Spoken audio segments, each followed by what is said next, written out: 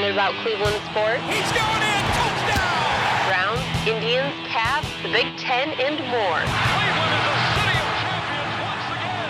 Andy and Jarid, Cleveland and beyond. Swing it line! To deep right! Here are your hosts, Andy Billman and Jarid Watson.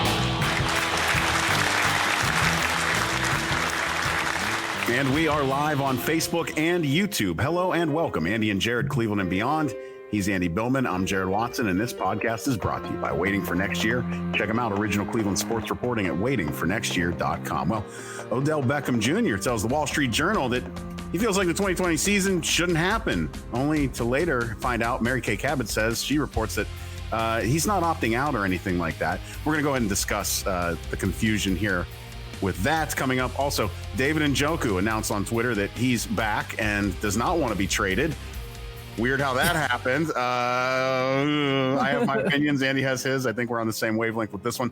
And Jarvis Landry is on the PUP list, but he'll be ready to roll for the season. Don't worry about that. Shane Bieber, wasted start. Great on Thursday, and that was the end of the Tribe highlights in Minnesota after losing 3 in a row to the Twinkies with a grand total of 4. Count them, 4 runs in 4 games. Are you fucking kidding me? All right. Are we pushing the batting panic button? Look, I'm already like, I don't know if I'm panicked. I'm just, I've seen this movie before, Andy. That's all. I've not broken a television yet, so no. The Tribe heads to Cincinnati for Andy's favorite rivalry, the Ohio Cup. That's right. You know what though? It's starting to feel more like a rivalry to me because of how often I see Trevor Bauer annoying the shit out of me on Twitter regarding it. We're going to wrap up with college football returning this fall. Maybe. Big Ten's a maybe. But first, strange for us to do this in the past couple of weeks. First, your Cleveland Browns. Cleveland Browns. That was a tough weekend in baseball. That was putrid hitting. I'm hoping the trip to bring back the Ohio Cup will give the trick to this team. It was tough. That was a elongated weekend. Thank God. We're not starting with the Browns. But we're going to talk about the Browns. I just got to get that off my chest. That was fucking torture. No, I know. It's that bad. It was that bad. Even when the Indians aren't leading, they're leading right now because of the bad stuff. And that's pissing me off. I know. I got At you. least the Indians are safe and there's no COVID-19. That's good. Everything else this weekend was not. Aside from Shane Bieber.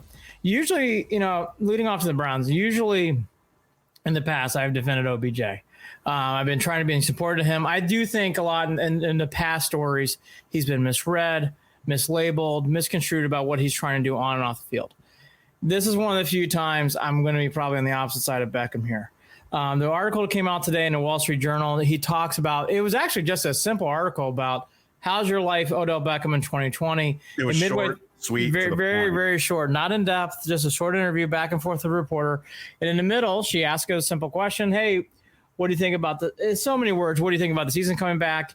And he said in so many words back, I just don't know if I want to play. And actually, to use the exact quote, he said, I just feel like the season shouldn't happen. And I'm prepared for it not to happen. I wouldn't mind not having it.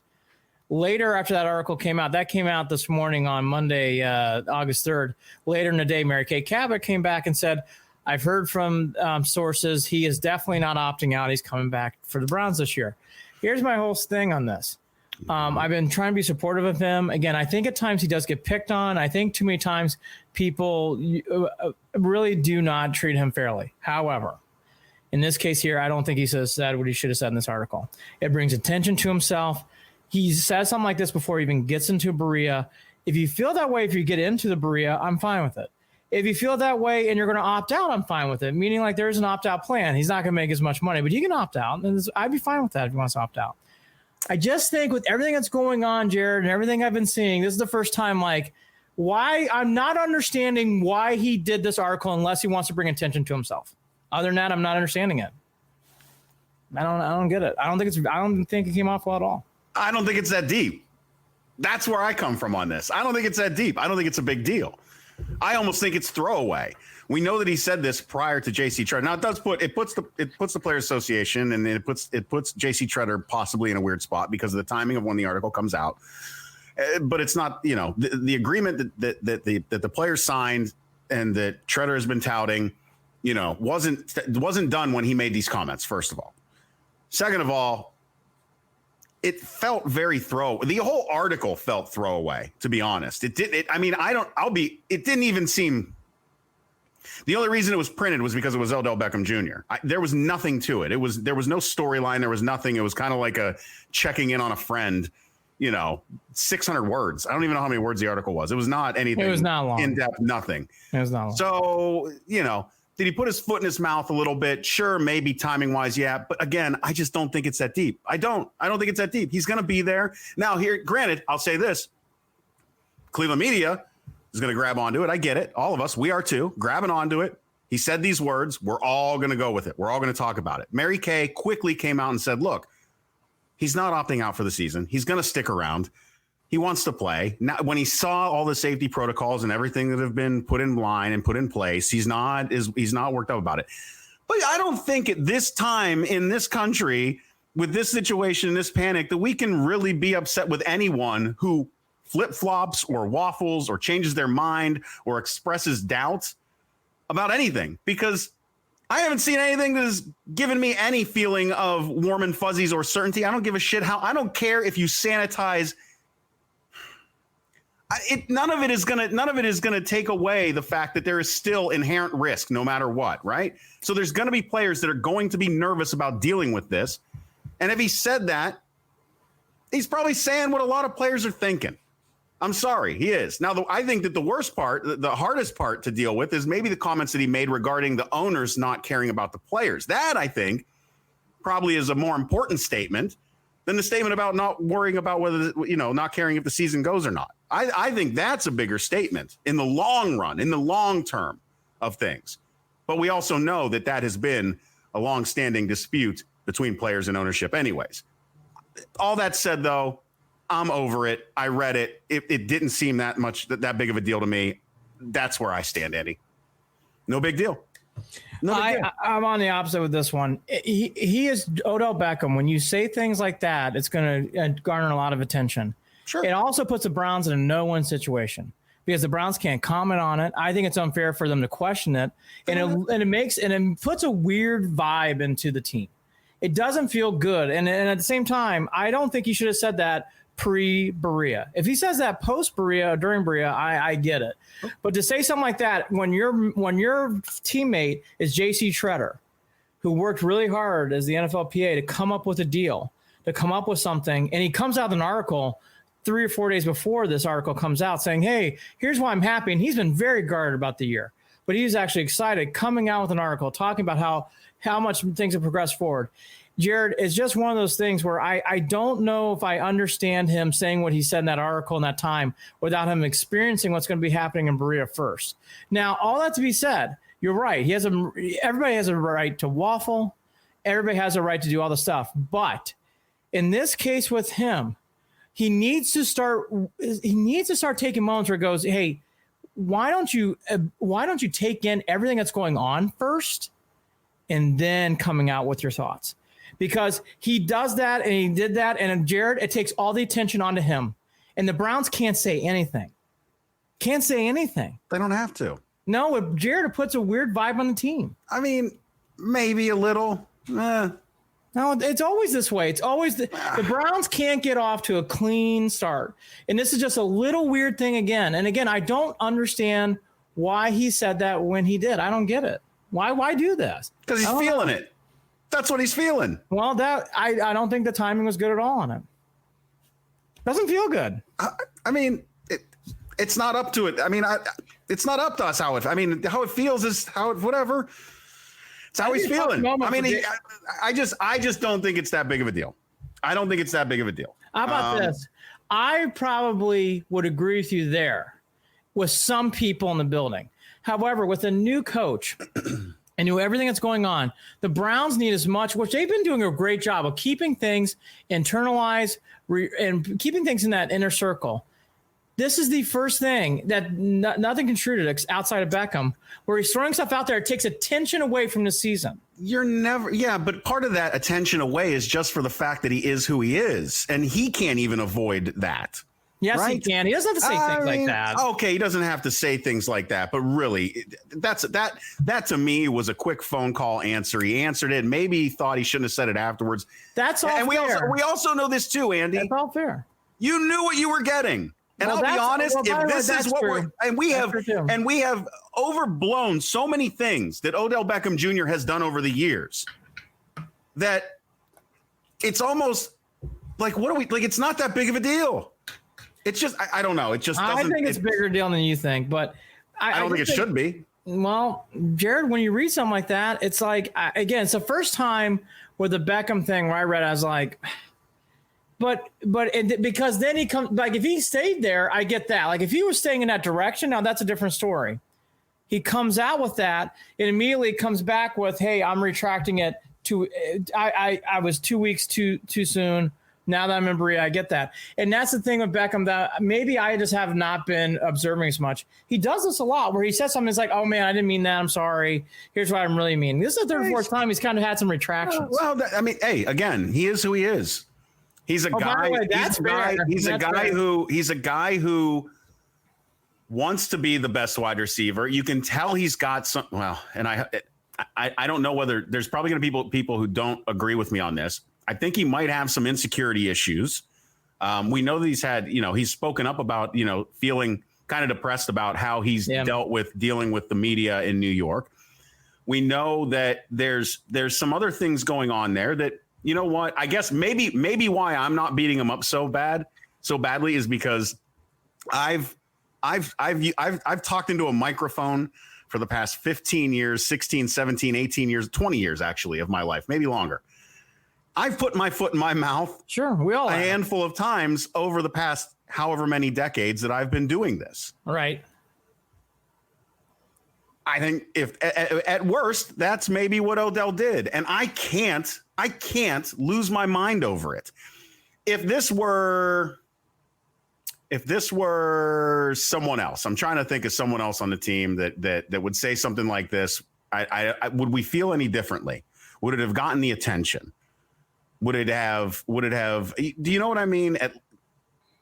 Would it have been throwaway? The thing is, a Wall Street Journal article is not a throwaway. It's not clevelandfandom.com. It's not, but man, that article really was a throwaway. I'm sorry I read it. I just felt like it was a throwaway. But see, Jared, you're hitting my bigger point here that I'm saying. Why did he do this?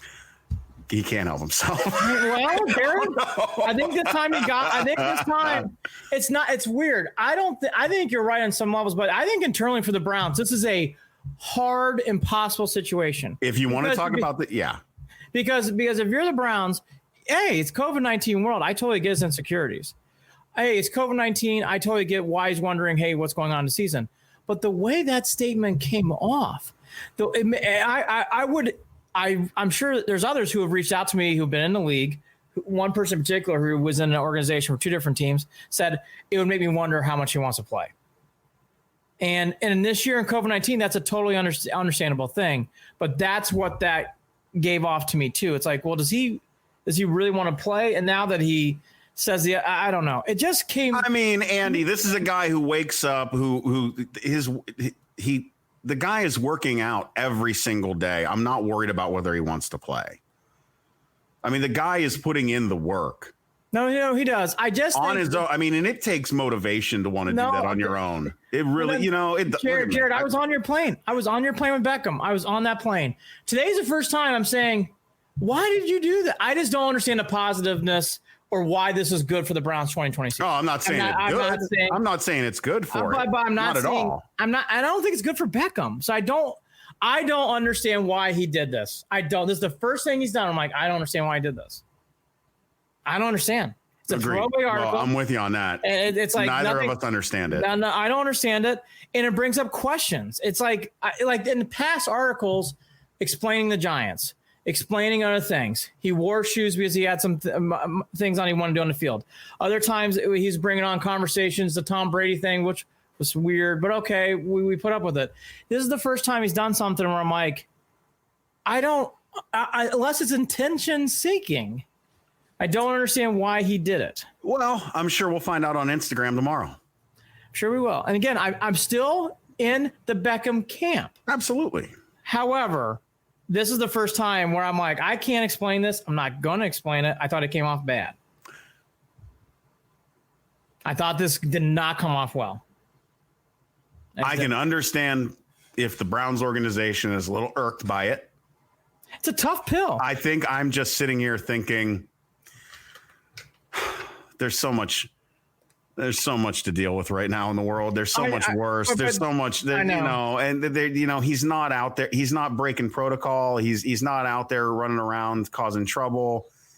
He just said something that people don't necessarily agree with. He said things that some people are probably thinking in the back of their heads.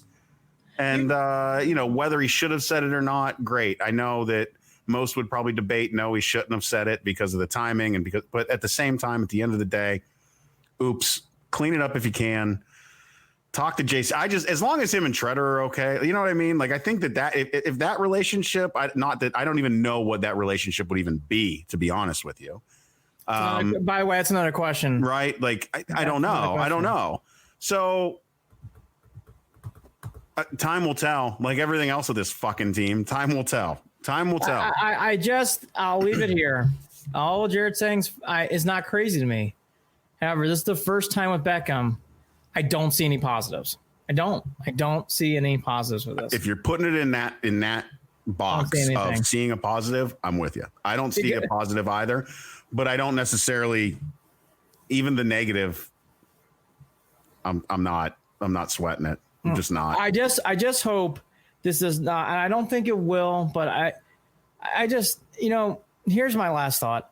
Beckham with statements like this, he's had other moments, needs to realize taking everything in first and then coming out with a statement will appear much better than you saying something 2 weeks later, you're experiencing it. And he's had this a few times now where he said something and then he's readjusted later in the press. And it's not the first time. This is the second or third time. You can tell that there are parts of him where, and I hate to compare him to LeBron, but I try to think when he's saying things in an article, he's saying certain things with purpose, right? He brought up the Aura ring on purpose, right? There's some marketing in that. Sure. He brought up some other things you can tell are placements, right? They are free advertisement placements. Thank you, Wall Street Journal. Sure. So you wonder if that's calculated, and we all know how calculated the statements are that LeBron makes if he's thinking that he's being calculated with these statements. Then again, they don't feel very calculated. That felt like a very in the moment comment about what he was feeling. Again, if that's all it was him being honest, I cannot fault honesty. That's true. That's where I get a little bit like we've all been in a situation where you're not going to sit there and lie. I'm sorry. I hate towing the corporate fucking line. I did it for a long time while I was active duty in the military and working in public affairs in that career field. You're towing a corporate line in a sense. Obviously, the military is not the same as corporate America, but sure, those ideals, those the sticking to the strategic talking points and so on, rightly or wrongly, is what is expected of everyone across the board, right? And when one person doesn't do it the way that is expected, and yet they're being honest, they get beat the hell over it. Get in line. Who do you think you are? What do you mean you don't feel safe? Look at what you're doing to everyone else. What do you, like? I just feel this, but we all value our own autonomy in this country. Yet anytime somebody gets out of line, no true Scotsman, you treat them like shit. And not you personally. And I know that's not necessarily what's happening to Odell here. I'm just playing devil's advocate a little bit. I was going to say, I think, here's the thing. Beckham has got to start cleaning this shit up. Period. In a sentence. LeBron said statements. I never felt he retracted this much ever. This is the third or fourth time Beckham's had to retract stuff. Yeah. He's always confused, always something. Oh, I didn't mean that. Yeah. I don't know. Yeah.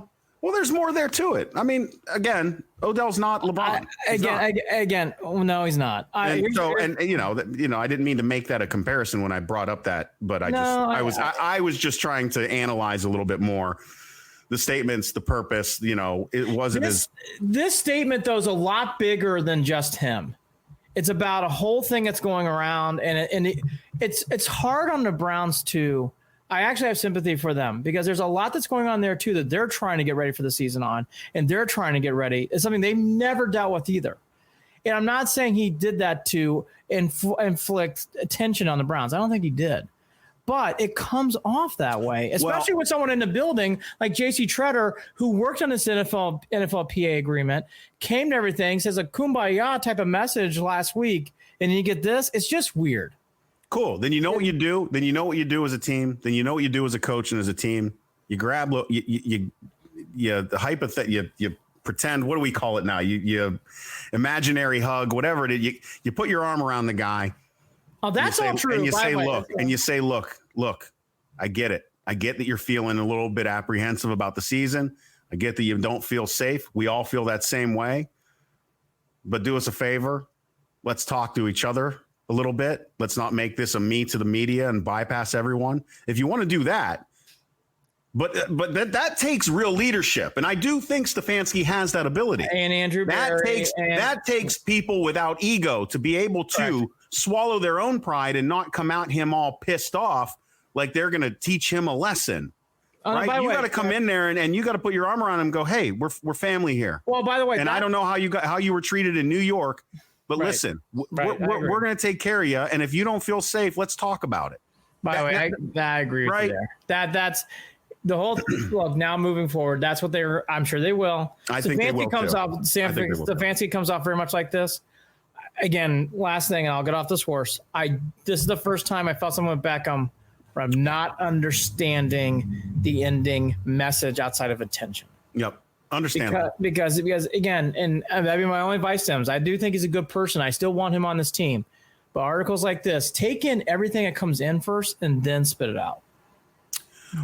I think that if Odell, this takes time and experience, right? He has become the person he is because of because of the experiences that he has had. It shaped him in that way. If this team is gonna be a team and play like a team, absolutely, this might be new for him in that way, in that sense. And let's hope that it works out that way to where they, maybe he changes even, some things for the better for himself over time. I have a really good feeling about we talk about emotional intelligence, on the show every once in a while. I bring up that, that EQ conversation. And I think that this is one of those moments where, you can use a little more emotional intelligence in regard to, speaking to that situation that Odell was speaking to. But I think that if it's handled correctly, that everyone can get better from it. But, again, very well, not that deep, but I think that it can be, I hate to say learning experience, but a learning experience. Is there a better fucking term that I can say right now? Don't have one coming to mind. Oh, wow. Moving on. I'll be there. I'll be cheering them on. Here's another learning experience. The Browns always love learning experiences. I thought this was the first hiccup in this season. Just a little hiccup. Not a bad one, a little hiccup. I was saying on to the next one, David Njoku, learning that his value in the trade market is nilch, non-existent. He is an unproven tight end who ain't done shit, period. On Saturday, August 1st, David Njoku on Twitter. I'm all in, Cleveland. Time to work. It followed up with some comments from Adam Schefter. He talked to Drew Rosenhaus's agent, quote, some good meetings with the new Browns organization, including GM Andrew Berry, and he has decided to give the team his full commitment right now and go from there, end quote, Drew Rosenhaus said. This all goes to Berry and Stefanski. Stefanski, even before these comments, made a comment on Thursday last week saying, hey, we're excited to have him in. I've not talked to him. Excited to have him in. Right. Stefanski massaged this one over, has won him over. Njoku, I think, probably started reading up some things. He goes, oh, my gosh, Stefanski runs a 2 tight end offense. So maybe, it won't be just Hooper out there. It's going to be me, too. Stefanski loves a 2 tight end offense. Look, I hear, I'm glad this all worked out. I still don't have any faith in Njoku at all. Nope. But, hey, maybe, by the way, if Stefanski can ever work magic and get him turned around, fantastic. I'd love to see it, and I'm rooting for it. As a Browns fan, it would be good. I do think this was the proper call from Njoku.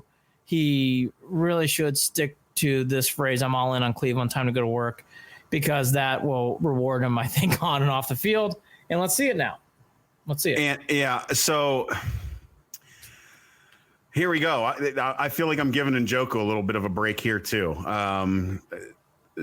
There's some issues there, some trust issues. This is a guy who is probably heard enough from the veterans in the locker room, seen enough from the couple of years that he's been here, and said, fuck this, I'm out of here. I don't care. I'm not gonna waste my career here in Cleveland. I'm never going to flourish. I can never become the best player that I want to become.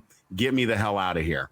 And it's easy to feel that way in Cleveland. I know I beat up on him because I thought, what are you doing? You're on a rookie contract. Who the hell do you think you are? Right. And again, there you go. That's the ego issue that I think that a coach would come at him with. Who the fuck do you think you are? But it doesn't seem like they've done that. And again, emotional intelligence seems to be ruling the day. These guys have somehow brought him on board. Look, now, don't get me wrong. They're going to make him earn it. He ain't going to get on the field if he doesn't earn it. But at the same time, they have got the fact that they are getting buy-in, Andy, is in itself an accomplishment we have not seen in the city of Cleveland for 20 years. So 25 years, if you want to be real about it. So, right. I mean, so 26, 27. I mean, there was 95. With Belichick, and there was with Belichick and they left. Oh, fuck. I'm going to cry for a minute. Okay, I'm good. So this works out as in a sense, and we'll see. I still cannot believe though that Rosenhaus kind of, I mean, I know it's his job to represent his players in that, that way, but boy, it seems like that was for being the guy that everyone goes to. Rosenhaus seemed to have made a misstep, a miscalculation with this entire situation. And that is that's a bad look for him, I think, even more so possibly than Njoku, considering how young and impressionable that he is. And just a guy who wants to go somewhere and win is probably my guess. I think there's many things that you said there that I agree with. Again, going back to my original statement with Beckham, David needed to come into the new Berea, feel the environment, and then make some decisions. Once he got into Berea, guess what? David Njoku saw what was going on, which we had been witnessing all spring into the summer, where you could feel there's a good vibe going in. Yeah. Give it a chance. Give it a chance to get in there. You're right about Rosenhaus. He really misplayed this on top of a COVID-19 2020 season. It's not going to be easy to move players as it once was. By the way, it may not be easy for the players to move. Why would you want to change if there's an organization that seems to be ready to go and is running well-oiled, and then you're traveling from another team where you don't know the situation, you don't know the town, and you're going through new experiences? This is not going to be, again, I mentioned this. The days in the football where it's lower end, obviously, in the roster, but you'd see all sorts of like roster pickup signings, all that. Jared, I don't know if you're going to see that as much this year, because it's not going to be as easy and by the way, baseball, it's been so much lighter than usual for obvious reasons. I think football is going to be the same. So all that to be said, and by the way, most importantly, let's say none of this happened. Njoku, you have a chance to play in 2 tight end offense. You're going to be playing in a brand new style that saw Kirk Cousins really roll out. You have a chance to really play well in a good system. Why not? Why not give it one last shot? All that to be said, I am happy, even though I really doubt Njoku still. I'm happy for Njoku because I think this gives him a chance to really turn around. Again, I'm doubtful. I've not seen it yet from Njoku once. So I'm holding big reserves here. I will say if he's ever going to turn around, no, this is where you start. Let's see it. And by the way, I'm glad he didn't go on many other things. He just said it once on Twitter and is ready to move on. Yeah, he wasn't pushing. He didn't dig in his heels. No, that's a really good sign. There are some signs here. Again, all that to be said, I'm realistic. He has a long, in my opinion, still a long road to go. But we'll take it. We'll take it. The other big news that came out this weekend was Landry is on the PUP list. But the positive about that is he's going to be ready to go back to the season. According to Jake Trotter, no setback, still on schedule to return from offseason surgery.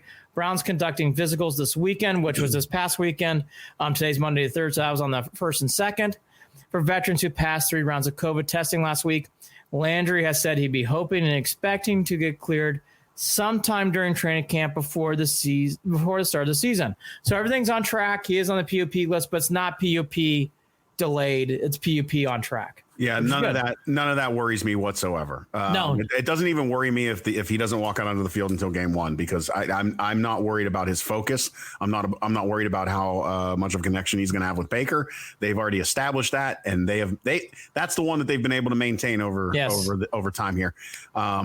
So Jarvis is going to be ready. We know that Jarvis is going to be ready. We'll see what kind of one of the leaders of the team. Absolutely, absolutely. I love that guy. Love that guy. Yes. Love that guy. On the sad news front, Jamie Gillian, the Scottish Hammer, did get COVID-19. He's been put on the list. The Browns cannot announce this. So for people who are wondering why isn't there quotes from Stefanski or anybody else in the organization, they can't comment on it.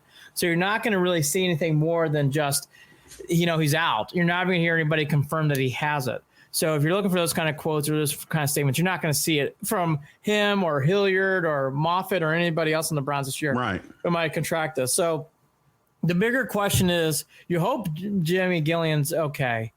And then on the field, Jared, you do have to start wondering who is backup plan in case Gillian's not ready. It's obviously way too far out in advance to come out. We're only on August 3rd today on a Monday. You have lots of time between now and September before the Baltimore game, but you do have to curious to wonder if Gillian's not ready, who is ready to come out to take Scottish Hammer's place? It's a curious question. Not something that needs to be answered today, but just curious. We had a guy. We did. We had a guy. I saw some rumors. Jared's going to love this. Did you see the rumors about cyber punting? That's the reaction I was looking for. Yeah, I don't know if I want cyber punting. That was the rumors I heard too. Meet the new Browns. Same as the old Browns. Just practice your kicking. Practice and field goal kicking. Don't worry about the punting thing. Well, let's hope that Jamie Gillian's okay. And we all know he's the type of dude that walks around downtown Cleveland, grabs an awesome, grabs a nice local beer and sucks it down with the folks that are there and has a good time. So I think he'll be all right. He fits right in. He's always been a gets us guy. So he's totally Clevelander through and through. Yeah. On Wednesday, July 29th, the Browns announced Drew Forbes, and Drake Dorbeck. I've never heard of Dorbeck. Drake Dorbeck. Dorbeck. Clearly, I have him on my mind. Have been placed in the reserve opt-out list. So they are done. You'll see them in 2021. Jamal Moore, hamstring. He's placed on the non-football injury list. We'll see what happens there. Hopefully he's okay. That is not a COVID-19 related thing. He's just injured right now. Other roster moves, if you know these guys, congrats. Tony Brown, Jermaine Grace, George Obana, Justin Zimmer, they all have been cut. That's trimming the roster to 80.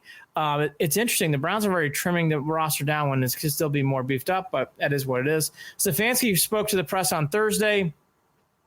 The biggest thing that came out of this press conference to me, again, these press conferences are not like Kitchens or Hugh Jackson or Dorsey. These are a lot more tamed and methodical. The big announcement, though, which I thought was a great question, is how is play calling going to go? Because play calling was supposed to be for preseason games. Obviously, that's not happening. So Stefanski said, in so many words, he has a plan in place, and he's not going to announce it, but will announce it when the time is right.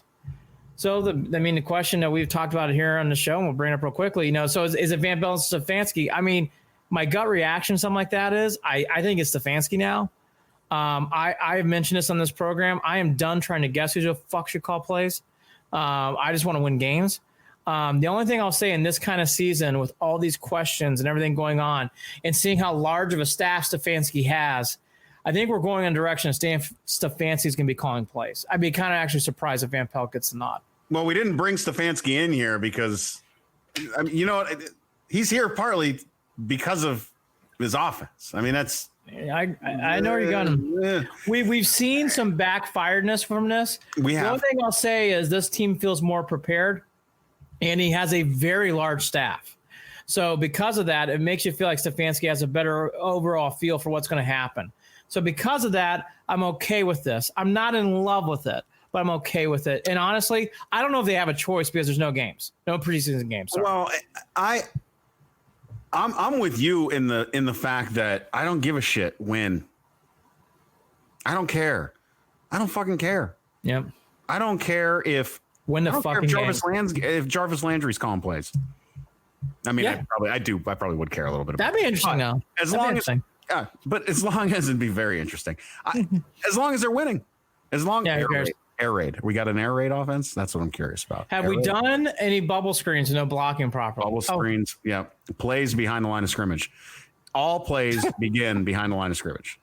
Odell Beckham, you're very fast down the field. We're going to slow you the fuck down. We're going to throw the ball. We're going to throw the ball about 1 yard all the way across the field and have no one ready to go. Okay. All that to be said, Stefanski says there's a plan in place for plan calling that will be announced at a later time. The other comments that are interesting from this were the following on Wills being ready with no preseason reps. Quote, the plan has not changed with him starting left tackle. He also made a big point that, he will be ready through practicing all that. So for people who are wondering, unless it's going to take an injury, Wills is your starting left tackle. Don't waver on that. He is your guy. No preseason games. He's it.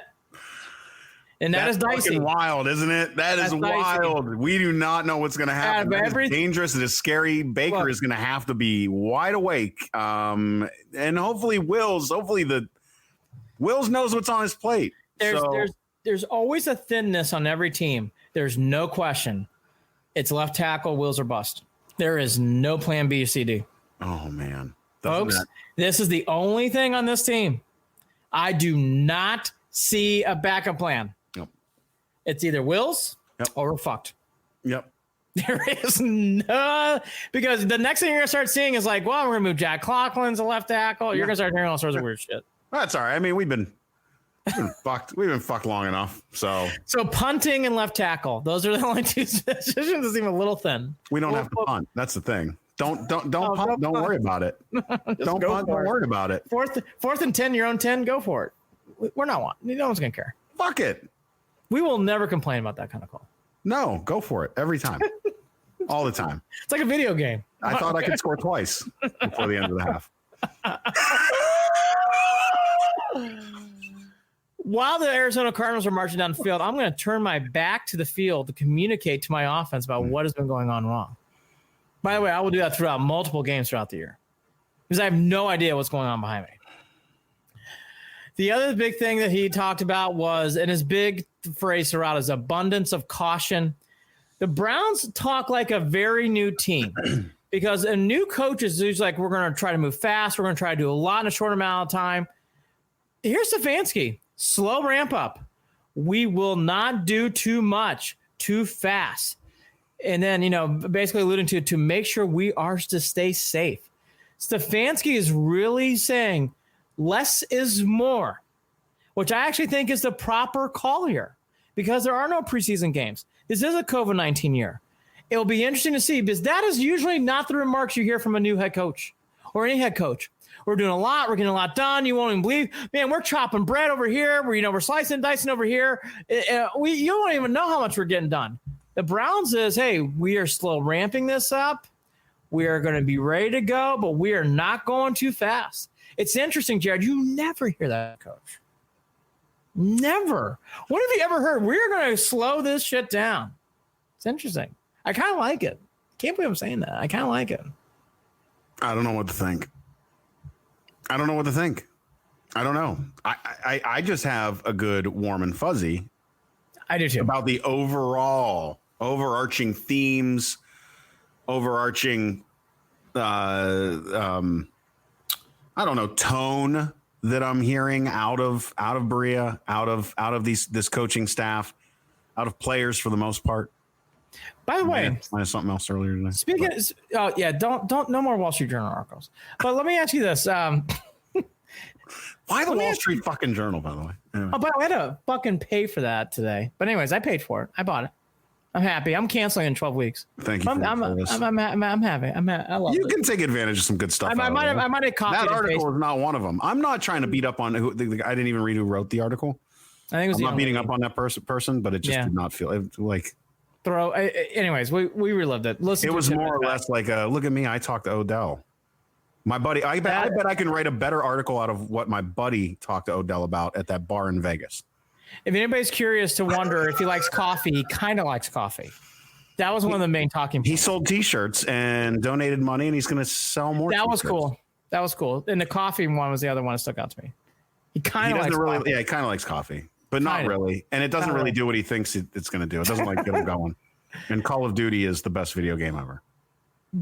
Yes. God, I don't play any of these games. I feel such like a loser. I mean, I love the original. I love the old Call of Duty. The Modern Warfare series, original series was great. I played that shit in Afghanistan, ironically enough.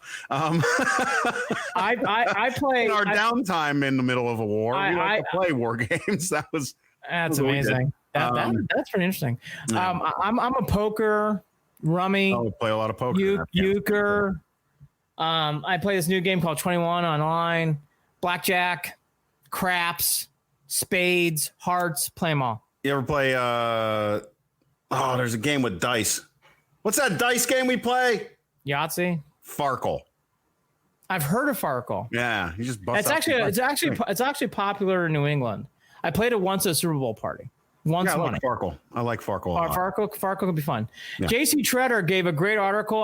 It's on NFLPA.com. JC has been very, as we mentioned, alluded to earlier, he's been very cautious about the season.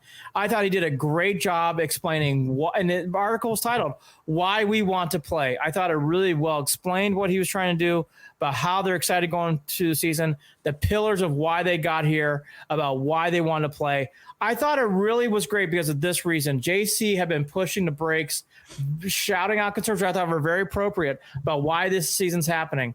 I thought this article really well explained, hey, we are playing and here's why. And I thought, and he also explained that we want to play hashtag Twitter Storm that happened before the agreement. I thought JC, I'll tell you, I've been blown away by him this offseason. I really like him. He is very intelligent, very smart, and is a great NFLPA president. Great. I don't remember any of the NFLPA presidents. I remember him. He has been fantastic.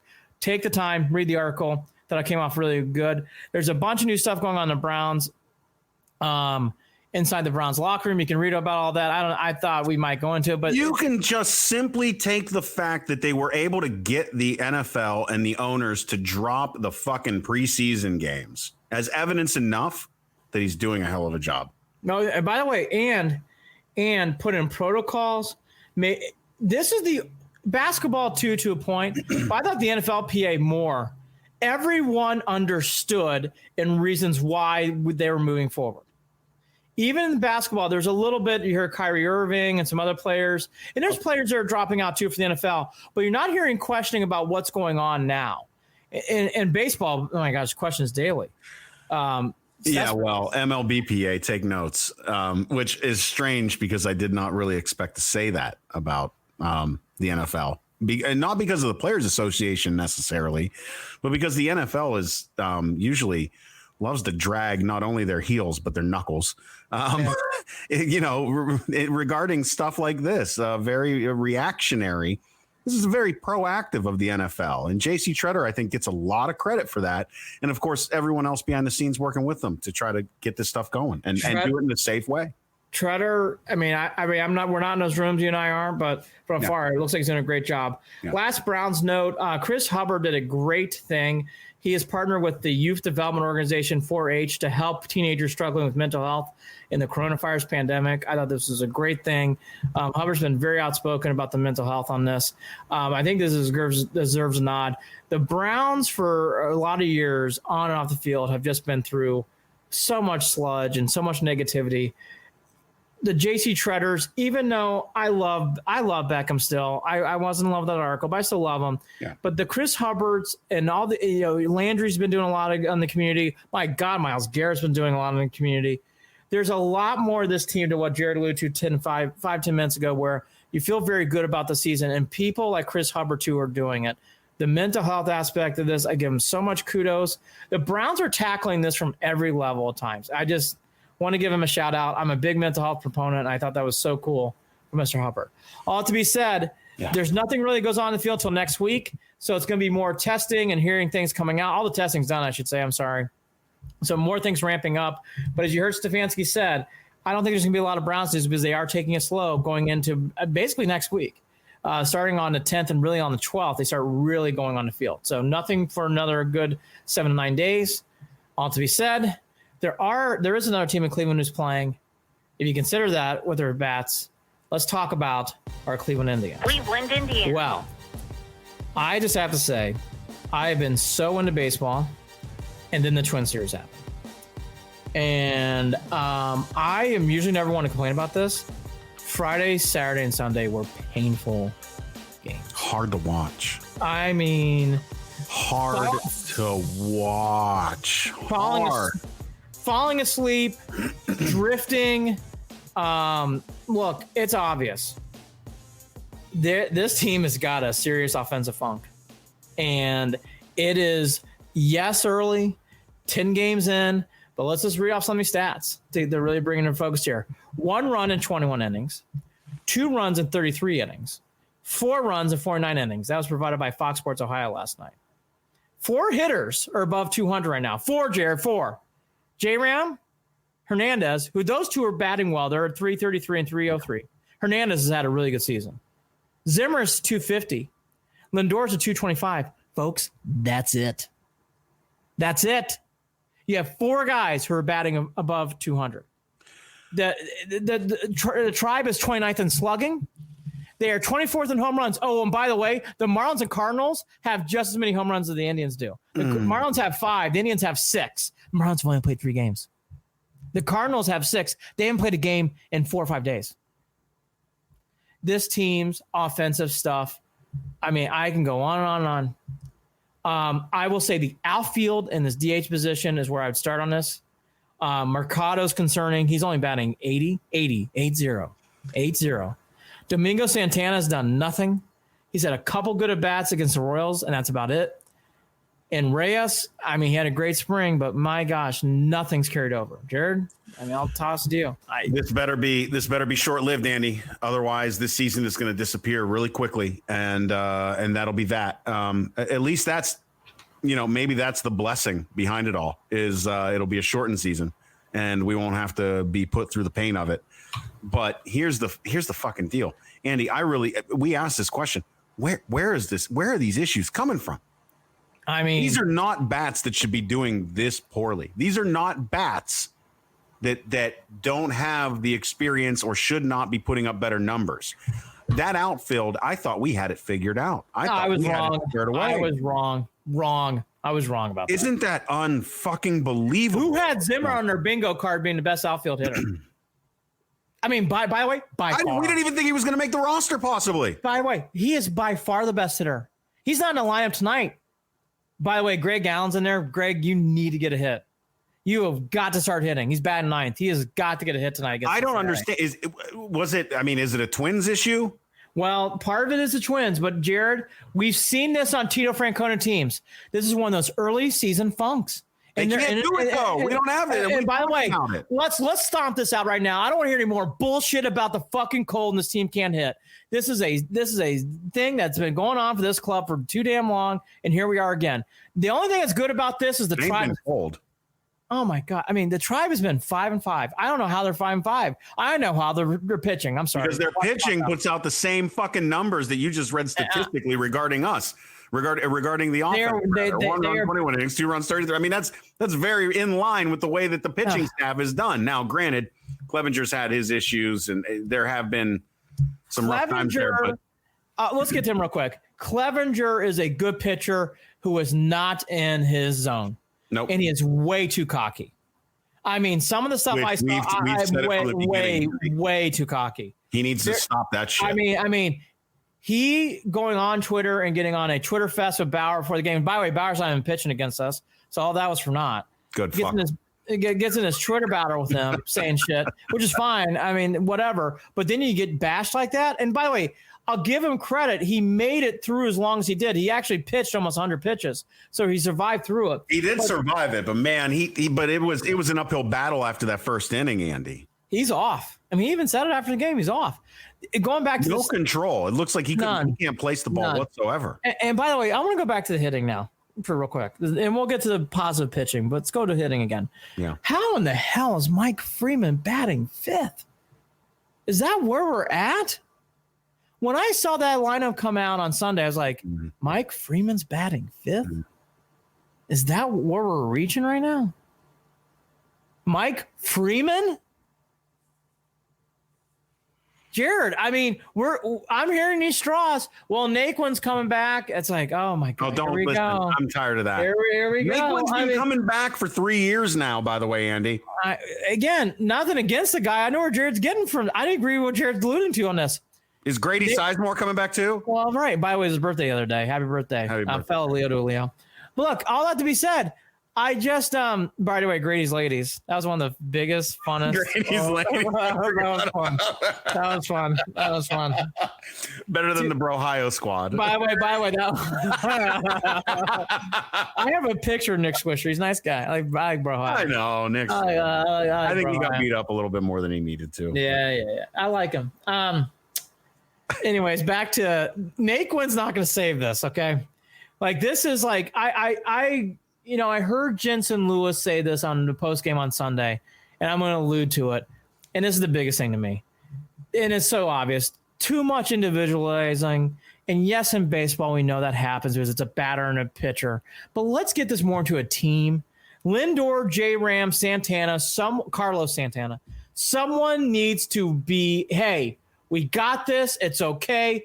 Let's work. Like Lindor, I love that he's saying, it's hard to put it on Lindor, but Lindor is already putting it too much on himself, and I think that's the issue. Why is Lindor pressing so hard? He's swinging at shit. He is swinging at shit. Carlos Santana is more alarming to me. Carlos Santana looks terrible.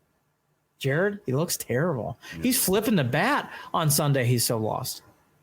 And Reyes does not look good in 4 or 5 games. Well, it takes a reset, but they've got to do it. And I don't know. You're not going to get it now. You're not going to get it now because Tito's not there. Well, Tito's not coming back till Wednesday. Right. Tito's got his stuff. I feel terrible for Tito because he's got to be so uncomfortable and dealing with that. And I can only imagine how that's feeling for him. So I hope and people are joking, and he can take a joke, obviously, but I feel for Francona too. And let's just say this. He had to go to Cleveland Clinic to check it out. Yeah. Listen, I've got friends who have dealt with these issues that are painful, that have had parts of themselves removed. It's not, we joke, but it's not a joking matter. No. I really hope Tito's okay. I can only imagine how uncomfortable and how pissed off and frustrated he probably is. It's having to deal with this and not wanting to go to the Cleveland Clinic because you're like, no, you're already immunocompromised. I don't want to go there. How about this too? It's just so much to worry about. Because I know a friend of mine too, and she's gone through it. It is painful. Yeah. So you just hope that something like that, he'll be okay in the long run. Back to the painfulness that is the tri-bats. The other thing too, I keep hearing from people is like, well, it's the bottom lineup, and that's fair. And by the way, the numbers say so. Forget Hernandez and J-Ram. Those two are fine. Lindor, he'll figure it out. I'll say this, though. After 3, Carlos Santana hasn't done, except for 1 home run against the White Sox, done nothing. Reyes, we kept hearing about in spring. He's got to start doing it. He has got to start doing it. Domingo Santana was supposed to be the big power lineup. It's kind of, he had a miserable series in Minnesota. I feel that we all loved Mercado last year. Mercado is so off. It's bad. Jared, there's so many fires in here. I think every night Bradley Zimmer needs to play. I think Yu Chang needs to get some more at bats. Oh, Yu Chang. I think Daniel John. Honestly, if this guy Allen's supposed to be that good, who's back in Lake County or wherever I forget where they're stationed, bring him up. Like, we are at that point. Well, Bradley, get in there. Go. Try to hit. We're at the point where you can start making those moves, see if any of these plug and plays work, and roll with it. And if they don't, give them the experience nonetheless. Fuck it. I'd at least have some fun watching them develop and figure it out. I don't know. I just didn't, Andy, I know it just bums me out that they're even in this position right now that they lost 3 in a row to Minnesota. That plus the bats having the issue. It's not just the fact that the bats they're struggling. It's that not only are the bats struggling, but you just lost 3 in a row to the team that's going to take the division if you don't figure it the fuck out. Twins are a machine. That team's good. They were good last year too. Here's the positive about all this. This pitching is very legit. I think the Indians can, outside of Bieber's standing on his head on fire. Standing his head on fire right now. This pitching, Clevenger can pitch much better. Carrasco can pitch much better. Savali could pitch better. This team pitching can get better than what I'm seeing. Karinchak, let's just go there now. On Wednesday night, an event happened that needed to happen to the Cleveland Indians. We love him. Yeah. He's a nice man. Yeah. Brad Hand had a bit of a boo-boo in the ninth inning. Yeah. Lost the game. That's okay. That's okay. We love Brad Hand. If you can hear this, Brad, we love you. Seriously. We think so much of you.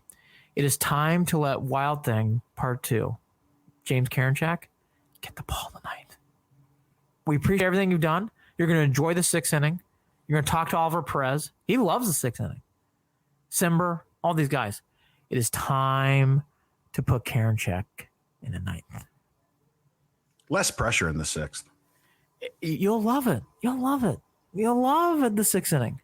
But it's time. Yeah, Brad Hand might thrive in the sixth inning. Oh, my God. You'll love it. There's nothing better. Come out for a batter in the seventh. There's nothing better coming in a 5-2 game when you're down 3 runs, you're throwing the sixth. You're going to love it. But it's time for James Karinchak to take over the ninth. Yeah. More Cam Hill later in the games. Whitgren's great, Boilermaker. Pitching great. But the days of Brad Hand in the ninth, Jared, like the bottom of this lineup, take care. It was a great run last year. You cannot have Brad Hand from here on out in the ninth inning. Yeah. Am I being too mean? No, I thought we already had this discussion last week. We did. It's just time to we again. Like we had to see it. It is what it is. We had to take it in. He cost us a game, kind of. And by the way, the Indians didn't score any runs. Well, that was the beauty of it. You weren't stealing it. You weren't taking a win away from Bieber. The Indians had the no right chance. time to do that. Again, he had a boo-boo. We needed that to happen. Time for him to leave. Now, back to the team on the field. The Indians pitching. Here, I want to give you the good stats. I gave you the bad stats. Now the good stats. They're first in Major League Baseball in WHIP. They are first in strikeouts. They are second in ERA. By every standard, if you go to any kind of baseball, what stats you like to, the Indians are clearly the number one pitching staff, relievers and starters. Oh, which is even better. Listen, so let's say here, listen, 1 through 9, do me a favor. You don't have to get to the top of it. You just have to be middle of the road. You just have to be middle of the road. So here's my positivity thought for this. That's it. You don't, Andy. You only need to win. You only need 3 or 4 runs. 3 or 4 runs. That's it. That's it. As the Indians are about ready to throw the first pitch here in Cincy. So to wrap this whole thing up, I think everything's okay. Let's wrap it up. I want to watch because they better fucking win tonight. They are 5-5.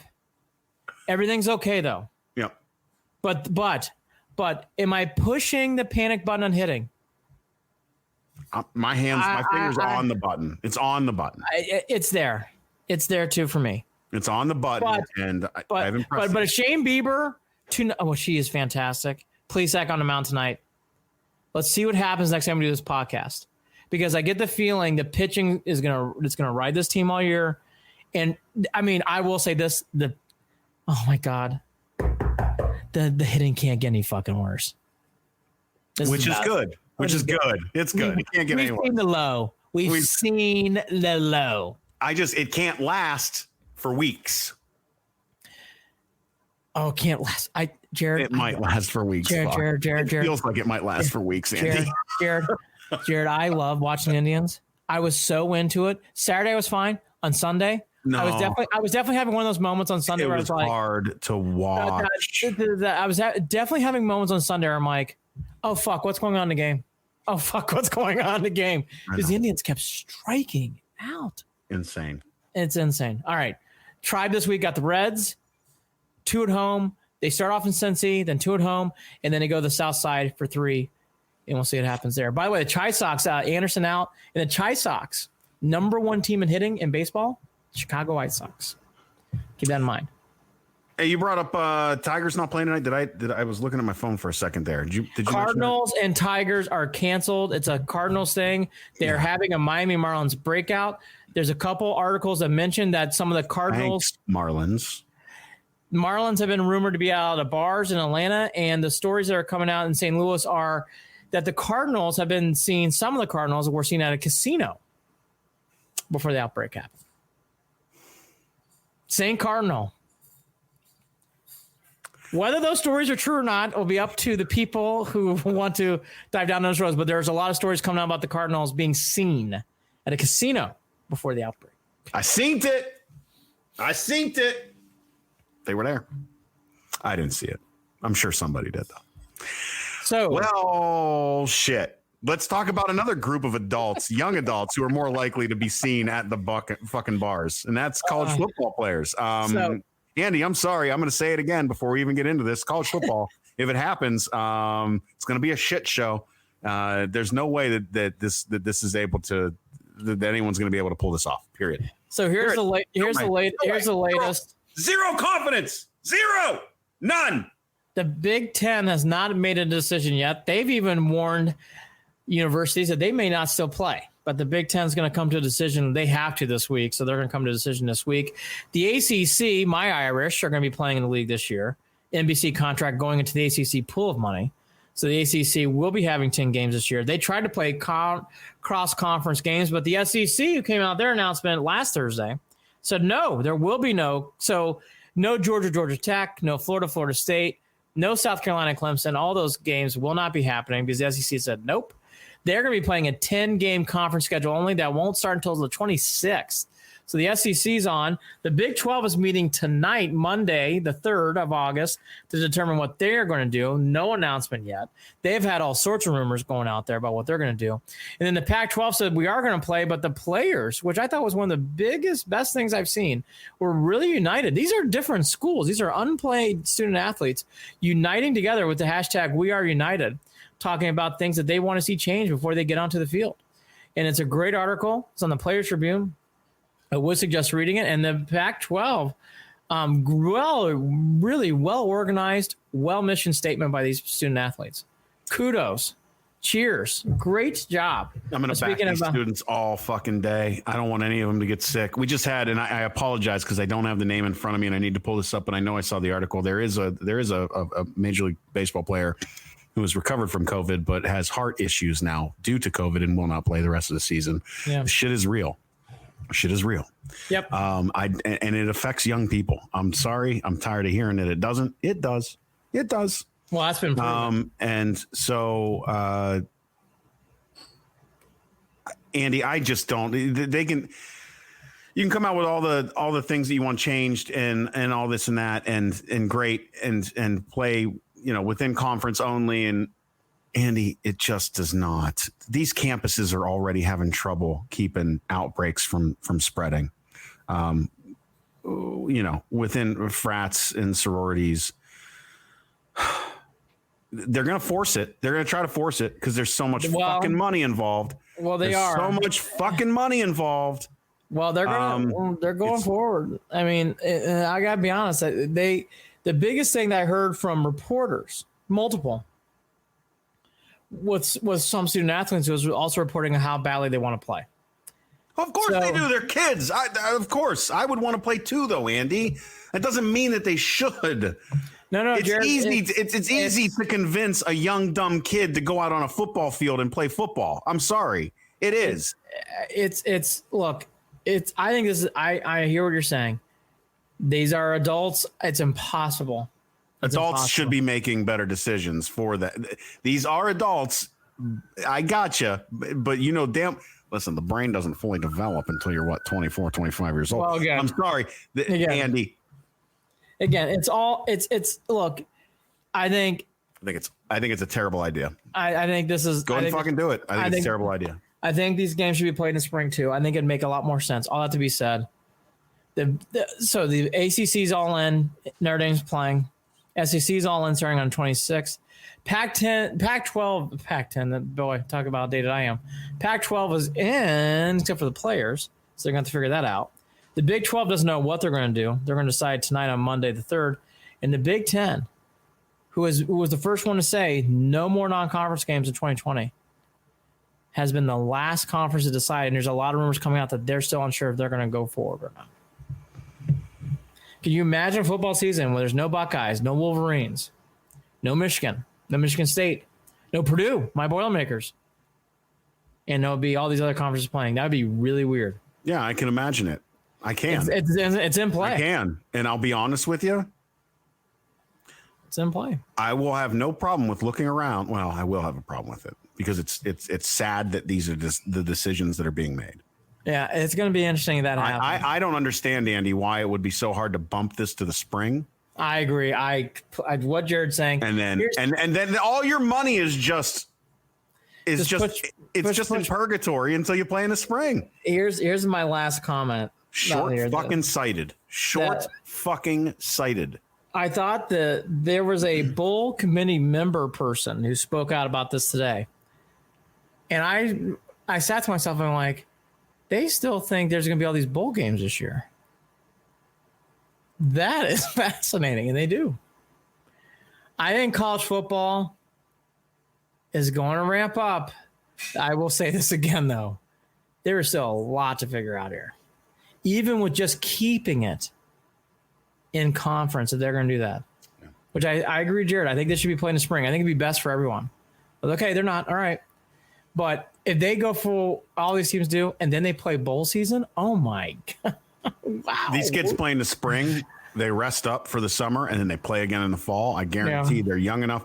I would rather them put themselves through that than risk their lives or their family members' lives, contracting COVID, going home, getting people sick, all that shit. But you know what? Fuck it. Do what you want. SEC doesn't surprise me. SEC. There's an interesting article on ESPN.com about the history of college football that was done over the weekend. They talk about the Spanish flu. And by the way, they played in 1918. So they talk about the battles with that. Now, obviously, teams had a lot more country. I mean, you want to talk about the schedule. Notre Dame, I guess, only played 5 games. Was it 6 or 5 games? And one of the games, they played Wabash, and they decided to play that day. And they played later on that afternoon. So it just tells you. They played. Their point is they played through that. Can they play through this? Look, there's a lot more opinions about college football than I could ever imagine. It is, it's funny. All these other professional sports, and for probably good reasons, a lot more funneled. Even when there's differences, it's funneled. In college football, it's a different beast. It is a different beast. Real quickly, we'll talk about this more. I want to see what the Big Ten decides. I think that's interesting that there's rumors coming out they may not play. I think that's interesting. First year commissioner, by the way, for that week. No more Delaney. So new commissioner in charge. One quick thought. I have watched a few of the games. I have really enjoyed the NBA too. I love how they just keep playing games all day. Play has been very hard. Play has been intense. I watched the Lakers-Clippers game. I watched the Rockets-Dallas game. I watched a little bit more. I watched, the Pelicans look terrible. They played the Clippers. Not for today, but I really want to go down the Pelicans path next year because everybody applauded them, and I love Griff. He's such a good man. Everybody's applauding him for all those decisions they made. Boy, that is – I think it's going to be a big year for the Pelicans next year, COVID or no COVID. Anyways, sorry to continue. The NBA has been very good. I know the ratings haven't been so hot. I think it's probably because of the regular season. And people are wondering. I know I've not watched it. I heard the NHL has been very competitive too. The NBA has been very good. And when they're playing games, MLB baseball, up until Friday night when the Indians couldn't hit, has been good. Friday night, I don't remember anything. I'll admit, I haven't watched any of it. I check out highlights. I saw the Isaacs injury. Poor kid. Yeah. Poor kid. I see the awful jokes that come from that too. I'm not a big fan of that. Oh my God, terrible. By the way, the Bucks, Raptors, good games. Celtics, it's all been fun. Like I gotta admit, I see the virtual fan stuff. I think that's kind of silly.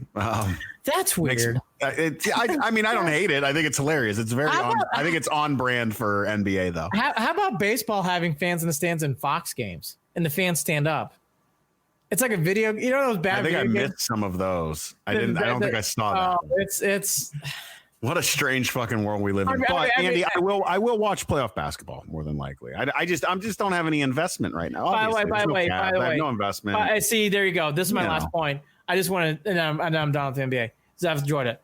I really, even though they would be stinking, we all know that. I really miss watching the Cavs. Yeah, it stinks in that part, and they've earned it. Their record sucked. Yeah. I wish they were playing now. I was going to say, I know where Jared's going with this. No Cavs does not make this fun. Well, this feels like a strange show. I got to be honest. This whole show just feels weird between Odell and the Indians not hitting and college football and just COVID. This is a very strange feeling episode. I don't know if you got that same vibe, Andy, but that's how I'm feeling leaving this one. We're brought to you by Waiting for Next Year. Check them out. Original Cleveland Sports Reporting at waitingfornextyear.com. Also, don't forget, follow us on Facebook, facebook.com/Cleveland and Beyond.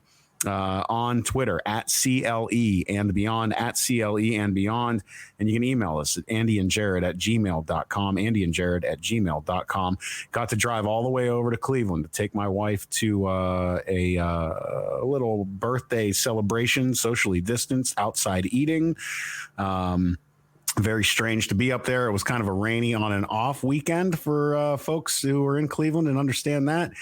And the Cleveland Zoo is still amazing. Haven't been there for 20 years. And all of us, of course, wearing our masks and walking around outdoors. I feel safe doing the outdoor thing. So I was proud to be able to go up there and see things. I will say this, though, too.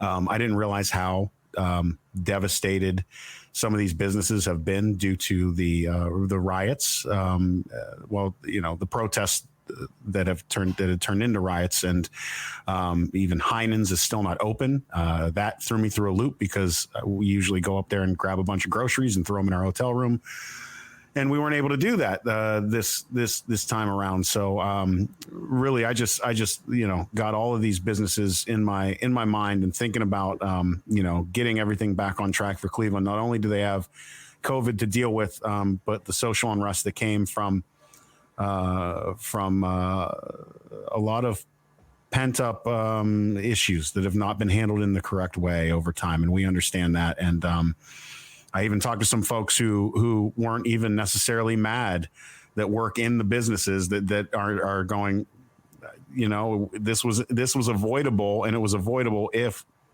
certain things had been done by not necessarily the protesters, but the other side. And so that's an ongoing issue that stays with me.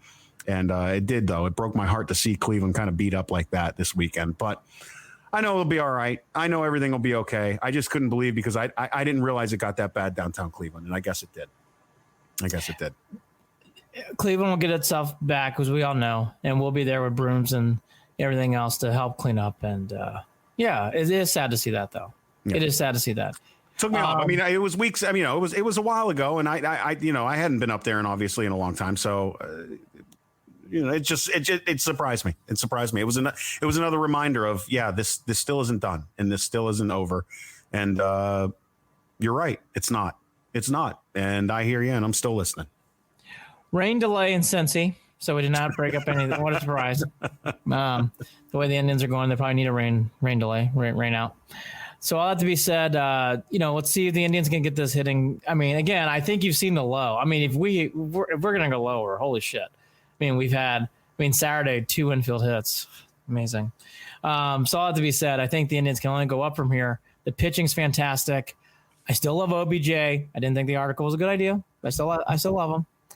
And I really do think college football is heading down an interesting path. Hey, be safe. If you're on the East Coast like me, you got to worry about all the rain, and Andy as well. Actually, I don't know how much you're getting, but they're looking at 4.5 to 6 inches. By the way, we are in tropical storm zone. Although my house is way up on a hill, so it would have to flood like 60 foot to get up to where my house is. Annapolis is about to get hammered though, and I'm like 20 minutes from Annapolis, so that's kind of a bummer for me. We have tropical storm warnings. 2020 has been really fucked up. And why not have a tropical storm? So I'm parking my car underneath the awning, and I went to the store and bought lots of grapes to help with my new diet. And I have a lot of work to do, so it'll be a great day to do work inside. That's the way I look at it. Try to take the positives at times. Like, all right, you know what? I won't be distracted to go outside today. Especially tomorrow. It's supposed to be awful. So, yes, be safe out there. Go Tribe. Please take the Ohio Cup home. It is a big rivalry to me. It means everything. I'll wear a T-shirt. Ohio Cup champions. And we love you, Brad Hand. Just not tonight. We love you. I love him. Not tonight. Hit the fucking ball. Check. I want Karen check. I want that fucking ball. Hit the fucking ball. I fucking love that he wears 99, by the way. How fucking cool is it that he wears 99 and comes out to the song Wild Thing? Hit the fucking ball. Oh, it's cool. Hit the fucking ball. Need to wake bats up. Can we just... Okay, one. Oh, my God. I was going to log out. My finger's on the button. So why can't this team just say, you know what? We're going to start bunting. Because you know what? We are swinging and missing. He's Andy Billman. Why can't we just start bunting? I'm Jared Watson. I mean, if you're going to swing and miss, you might as well bunt. Andy we're Jared. There. With 2 infield hits on Saturday. Cleveland and beyond. Don't listen to anybody. Listen to me, Indians. Just bunt. If you're going to play that, just bunt the ball. Be all right. Talk again soon. Love you. Bye. Just bunt.